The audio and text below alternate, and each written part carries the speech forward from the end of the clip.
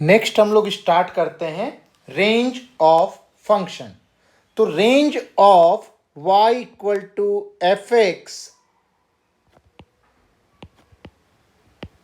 कोई भी फंक्शन है उसको हम लोग y के टर्म्स में लिखते हैं। y equal to f x is a collection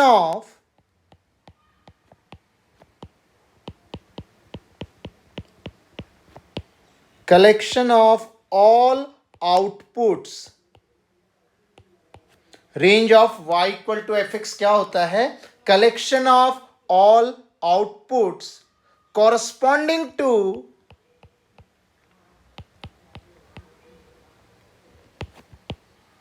each real number, जिनको कि हम लोग इनपुट बोलते हैं। x हमने इसके अंदर डाला,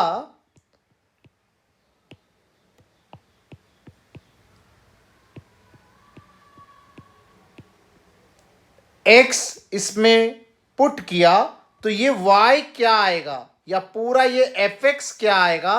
दैट इज हमारा output. Collection of all outputs corresponding to each real number, जिसको कि इनपुट बोलते हैं, in the domain. In the domain, input को ही हम लोग डोमेन बोलते हैं। तो कलेक्शन ऑफ ऑल आउटपुट्स, मान लो कि x का कुछ नंबर्स हमारा डोमेन है, वो x इसमें जो पुट करेंगे तो fx जो आएगा दैट इज आवर रेंज।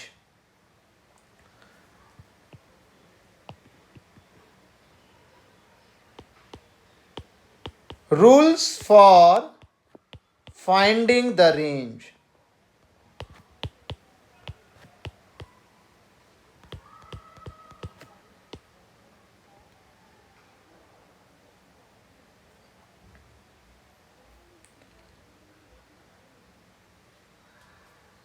सबसे पहले हम लोग इसका डोमेन फाइंड कर लेंगे। First of all find the domain of y equal to f x. जब कभी भी रेंज निकालना हो तो सबसे पहले डोमेन के बारे में थिंक करेंगे हम लोग।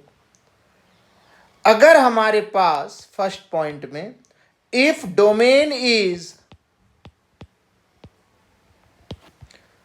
Domain belongs to finite number of points,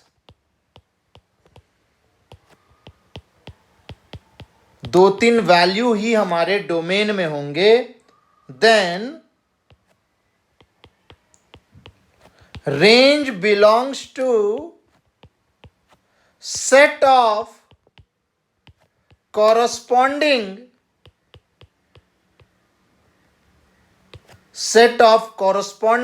fx values।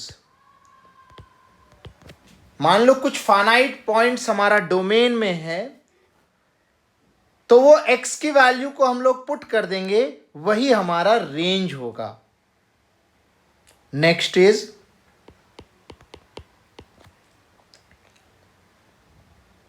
If domain belongs to real number or domain belongs to real number minus some finite points, कुछ फाइनाइट पॉइंट्स नहीं है रियल नंबर में से, वो हमारा अगर डोमेन है, then express x in terms of y। मतलब y हमें x में दिया हुआ रहता है, अब उल्टा करेंगे, x in terms of y लिखेंगे। From this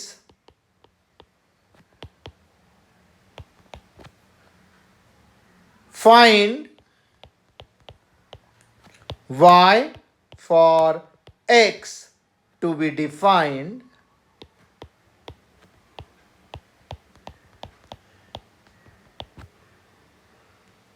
इसका मतलब क्या हुआ, हमें find the values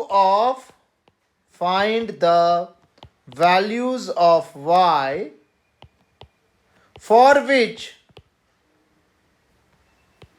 x exists. Find the values of y for which x exists.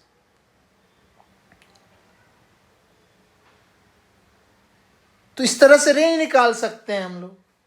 अगर हमारे पास डोमेन कोई भी रियल नंबर हुआ या रियल में से कुछ फाइनाइट पॉइंट्स नहीं हैं, तो हमें जो क्वेश्चन में दिया रहता है y in terms of x दिया रहता है, तो हम लोग x in terms of y निकाल लेंगे। अब x in terms of y निकालने के लिए अब ये देख लेंगे y की किस वैल्यू के लिए x डिफाइन है, that is range. Next point is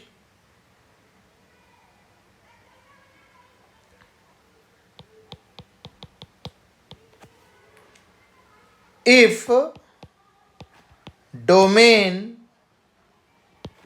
belongs to a finite interval,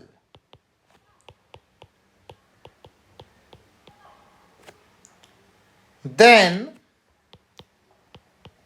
find the least and greatest value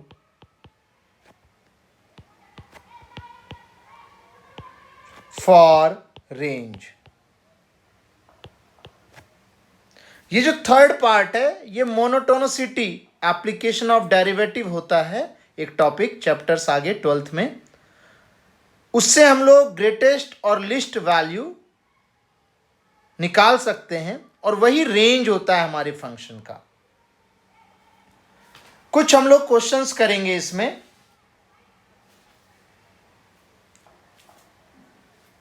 अगर हमारा फंक्शन इस प्रकार से है,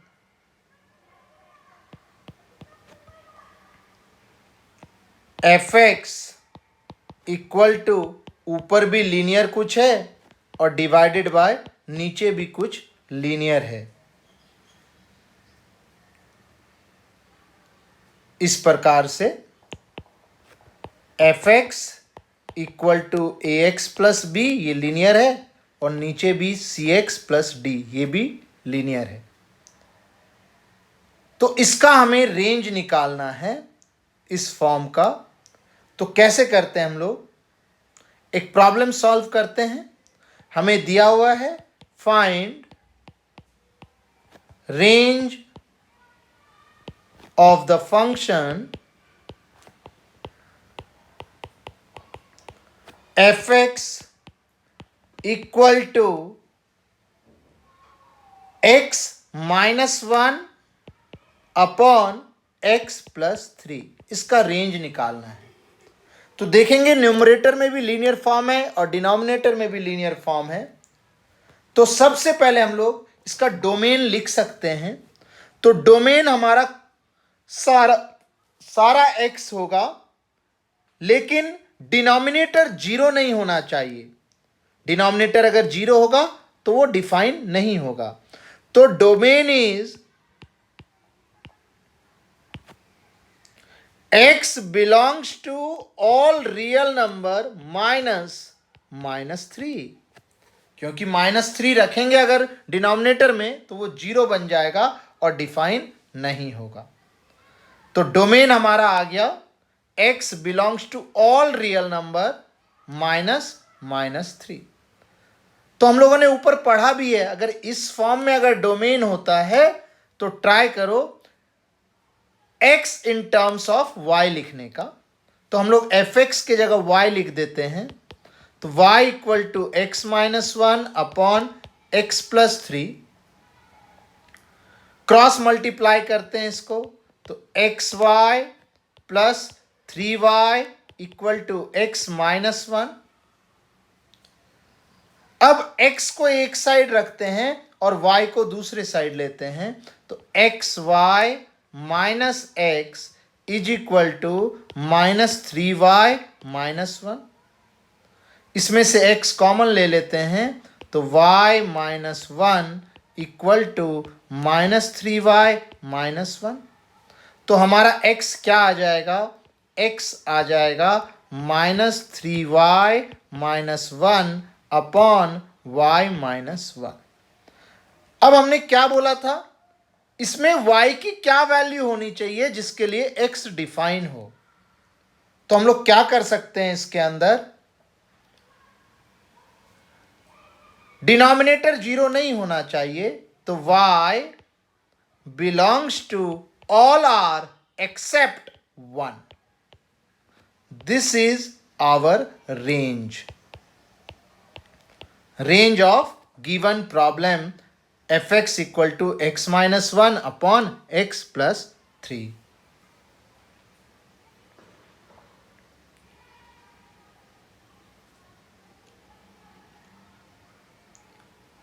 नेक्स्ट इसमें हम लोग रेंज ऑफ क्वाड्रेटिक फंक्शन करते हैं।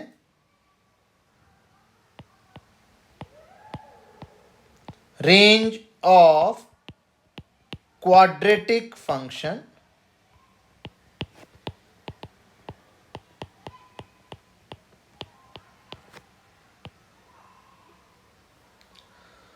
मान लेते हैं कोई फंक्शन है ax² plus bx plus c।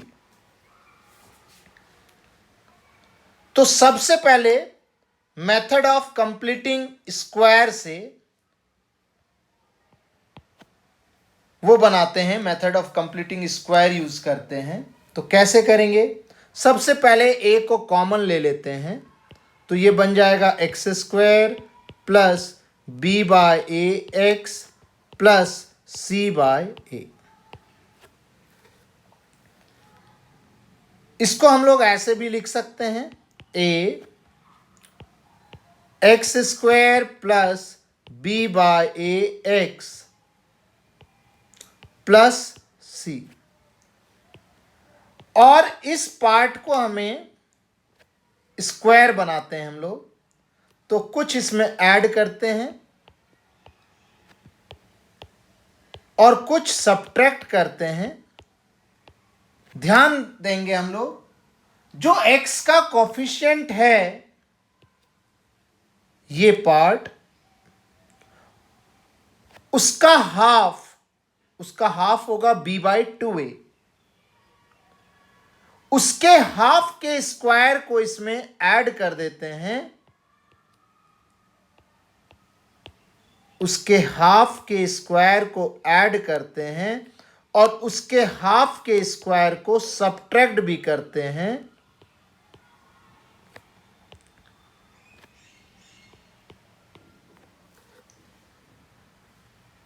तो यहां से लेकर ये पूरा टर्म a प्लस बी का होल स्क्वायर बनेगा। इसको हम लोग लिखते हैं नीचे, fx is equal to a बाहर, x प्लस b/2a का whole square, a plus b का होल स्क्वायर। ये टर्म को a से मल्टीप्लाई करके बाहर कर देते हैं, तो c माइनस b²/4a हो जाएगा। अब इसका रेंज क्या होगा?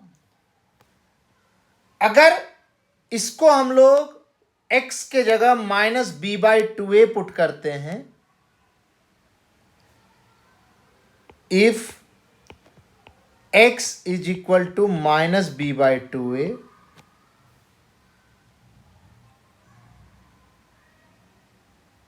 तो इसका मिनिमम वैल्यू, फंक्शन का मिनिमम वैल्यू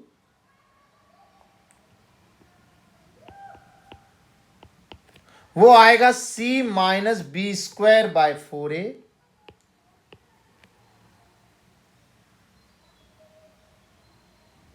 और मैक्सिमम वैल्यू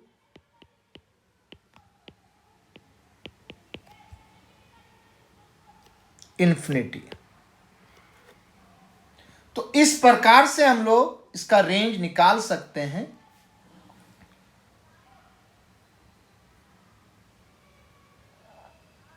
अगर a हमारा पॉजिटिव होता है तो ये केस तब होगा जब a पॉजिटिव होगा,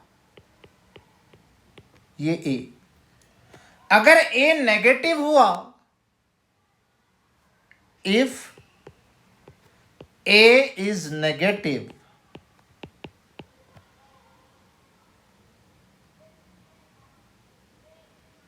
तो इसका मिनिमम वैल्यू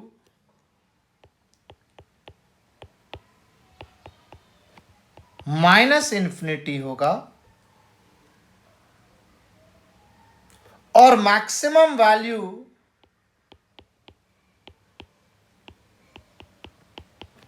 C - B²/4a आएगा। एक प्रॉब्लम करते हैं।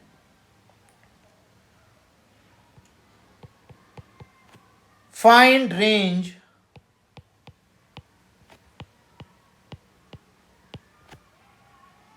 of the function f(x) equal to 3x² + 2x - 5। Same procedure से 3 कॉमन ले लेंगे पहले, तो x² + 2/3x - 5 को बाहर। अब इसका परफेक्ट स्क्वायर बनाने के लिए जो x का कॉफिशिएंट है उसका हाफ उसके स्क्वायर को ऐड करेंगे और उसके स्क्वायर को सब्ट्रैक्ट करेंगे। तो ये पार्ट जो है ये क्या बन जाएगा, 3x + 1/3 का होल स्क्वायर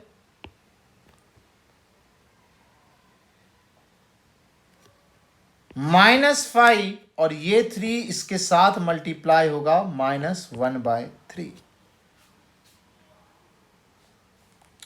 ये a पॉजिटिव है